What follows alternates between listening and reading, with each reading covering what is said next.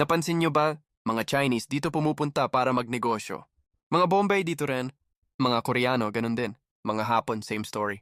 Iba't ibang lahi, Pilipinas ang pinipili para magnegosyo. Pero tayong mga Pinoy, umaalis ng bansa para magtrabaho. Mapapatanong ka talaga eh. May mali ba?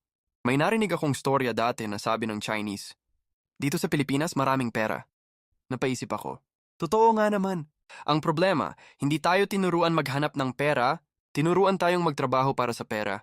Lumaki tayo na ang sabi, anak, mag-aral ka mabuti para makahanap ka ng magandang trabaho. Sa school, ganun din ang turo, empleyado mindset, hindi negosyo mindset. Kaya tanong lang, sino ba kadalasan ang may malaking bahay, kotse at ipon? Empleyado. O negosyante? Ang masakit na katotohanan, yung perang hinahabol natin sa abroad, nandito lang din pala sa Pilipinas. Kailangan lang ibang pananaw, ibang diskarte at ibang lakas ng loob.